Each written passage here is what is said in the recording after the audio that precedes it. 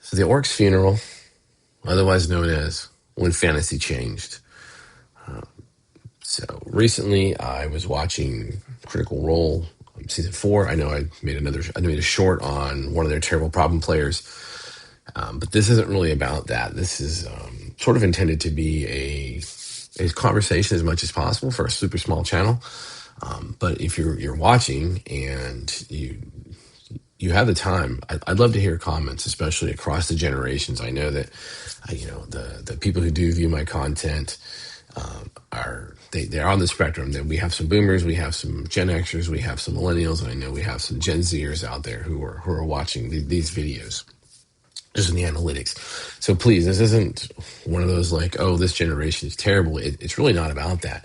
But it's an interesting conversation because as I was watching the Critical Role Campaign 4, the opening and like the foundation of that is there's an orc patron who has died, and his extended family has gathered to that wake.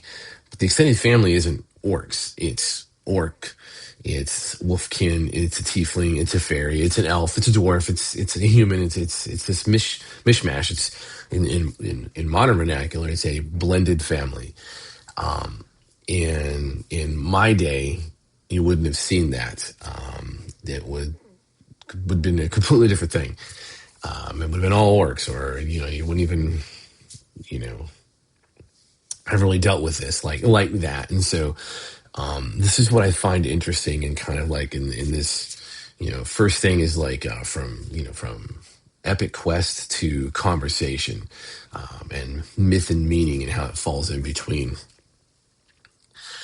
So you look at the mythic seed is really with the boomers.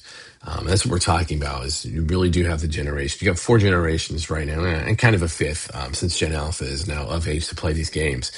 But you got the boomers who really invented the hobby, Gen X who picked it up and ran with it, the millennials who picked it up and carried that torch further, and changed the conversation. And then you have the Gen Zers who are, doing the same thing. And in fact, Gen Zers are almost in their 30s now. I have an elder Gen Z, and she's 29, and so they're getting to that point. And their way of doing things is very interesting. My son-in-law plays, and he's the same age as my daughter, and so seeing how he plays and what he enjoys is very interesting compared to the millennials. But then you got Gen Alpha picking it up, and I don't really see too much about Gen Alpha online or anything in APs, which is probably good because they're kids at this point. So, but if you start with the boomers, they started with like the age of belief, if you will. It's things like Tolkien, Narnia, Star Wars, the early D&D. I mean, Star Wars is their baby. My generation didn't invent Star Wars. We're just mystified by it.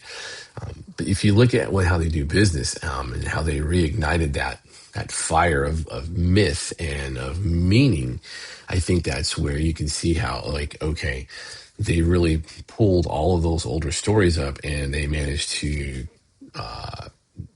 push them into this confinement of what was Dungeons and Dragons, and which of course gave birth to everything else. And all the early games are based on something. Traveler is based on those sci-fi epics, the pulp sci-fi. It's just it's the same as how D&D was. Every early game has an appendix in, and maybe not Empire of the Petal Throne. And that's a whole different story and a different conversation. And so they're building these myths and these structures of belief and these groundings of reality, but mixed in with mythology and the mythic underworld and heroism. And so for the younger kids, when I was a kid, it was that was amazing. It was like, oh my God, this is cool. Okay. Star Wars was, I saw it in the theater as a child, and I was mystified by everything that was happening and how they could have done those things. But really the ideas were there, like, okay, I was fomenting a sense of right and wrong. And that's the big thing with the boomers, is that there is good and bad. There are true evil in the world. There is true good in the world. And that's the presumption where I think as a whole, they approach life and they approach gaming. As my generation got older, and we're looking at like the 80s that's kind of hit the point where we're now taking the game and running it. And I DM'd the first time when I was 10, and that would have been 82. So maybe 82, almost 83. But my generation is the cynical flame of the hobby. um, we believe in the hero with scars. If the boomers have Star Wars, we have the Crow. We also have Dragonlance, but Dragonlance is, while it's good versus evil, it also has very imperfect characters in it.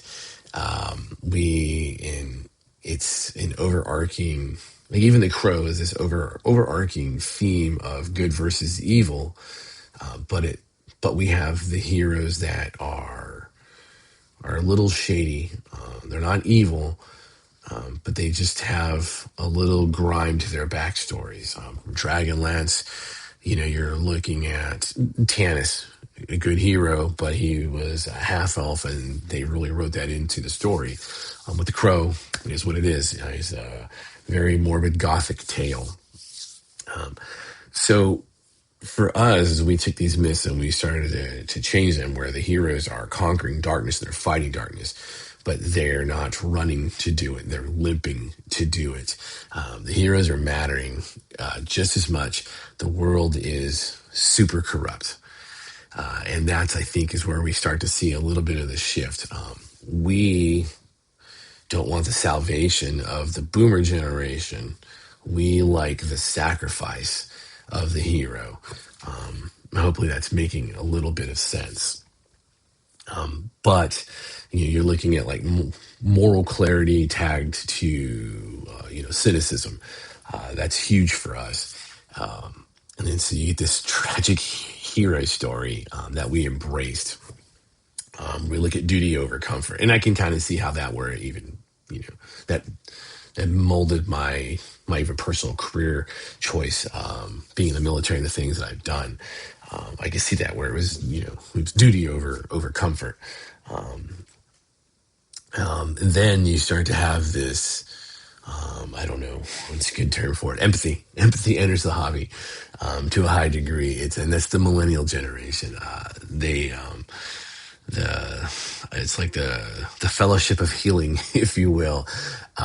They have things like Critical Role, Avatar, Harry Potter is huge with your generation. If you're a millennial watching this, it's like you guys have only read one book series, and it's Harry Potter. But I understand, based on what your generation went through and how the world changed and shifted around you, where Harry Potter would be like, oh my God, okay, this speaks to you. And I know it speaks to a lot of other people in other generations, but it really is the iconic book series for the millennials. So the millennials are from the 80s to the mid 90s. And so as Harry Potter's coming out, you've already got them in that late stage of where they're embracing that.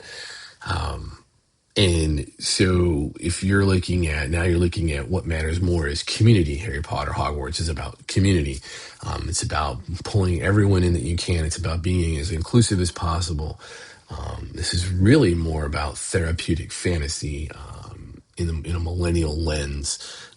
And this is where they start turning the switches of moral relativism, which is understandable, but I think it's difficult to grasp for maybe some older generations, because it's no longer myth. You no longer care about Perseus killing Medusa. Now you want to know, well, what about Medusa's feelings? Well, she was wronged, clearly.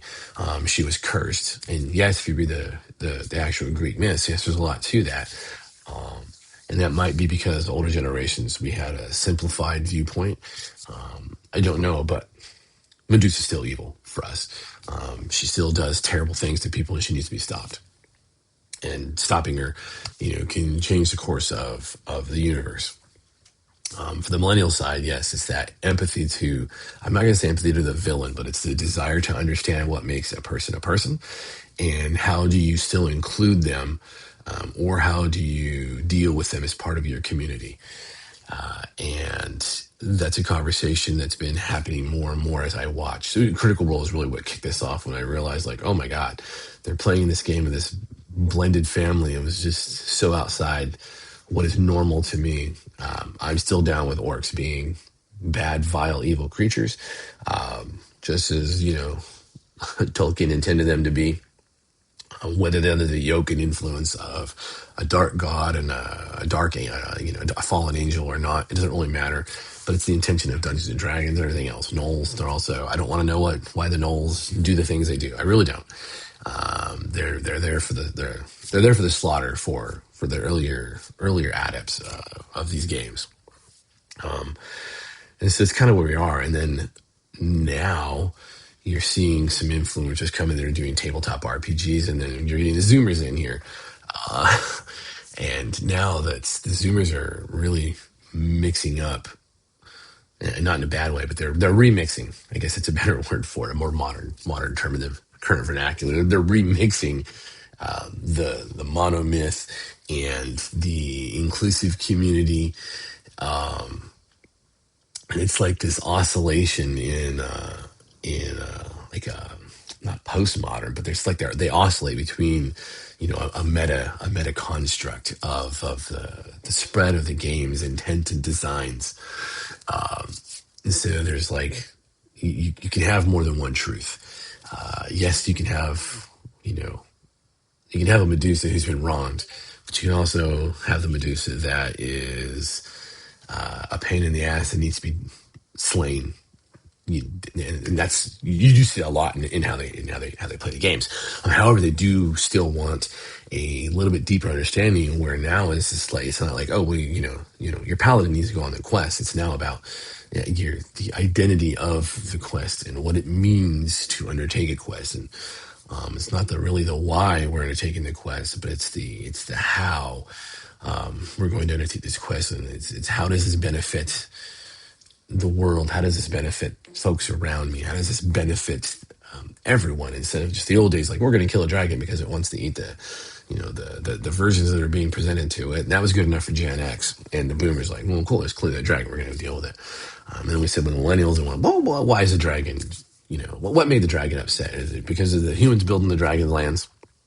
And so now I think you've got the Zoomers, Gen Z, they're taking this and mixing up like, okay, well, the dragon is this creature vile, whatever it is, but there has some problems to it. And the dragon needs resources and sustenance and all that jazz, but it also is still doing it wrong.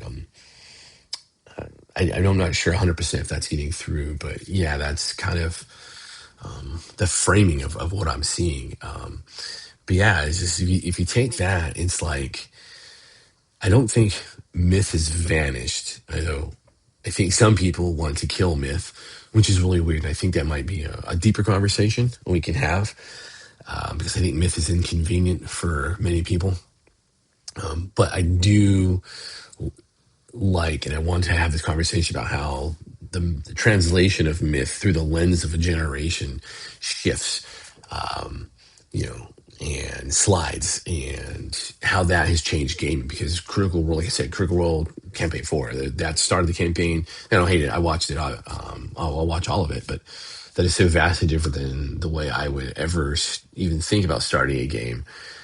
Just having all of those disparate parties pulled together. Totally fair. If it was Eberron, it's a different story. It's a different setting, and I get that. I'm not an old stodger, or I hate Eberron because it's not, Gary's Dungeons and Dragons. I don't care about that. But if my druthers are met, I prefer the very old school. Here are the humans, here are the elves, here are the dwarves, here are the orcs. And there are these vile evil creatures and evil magics, and liches are real, and I don't want to know what makes a lich a lich. I just know that they've sold their souls, and now they're damned to die out by our blades. Kind of thing. And so I think some of the stuff is going to feel off to other people. And I think that's probably the problem you're seeing with Gen Xers who watch Critical Role and just, give the big thumbs down, and we want to hate on it. But yeah, I just, please, leave a comment. Let's have a conversation. If you have questions for me, please leave a conversation. Like I said, if you want to be part of this and you don't want to be on camera, but you don't mind your voice being recorded, let me know. Find us on the Discord channel and come in there. I think this is a very interesting concept and aspect of what's happening with gaming right now. And it's not really a shit on generations, but I think if we understand how each generation thinks and views gaming, I think we have a better time, an easier time getting multi-generational tables together. without making odd demands, and you can actually mold your adventures that are going to be fun for everyone because it's going to draw on their their likes and of the myth and what their lens tells them the myth is. I realize I'm almost making bird hands. Jesus Christ, I gotta go now that I'm making bird hands. Like, subscribe, comment below, please. Yeah, there'll be more of these videos, don't worry.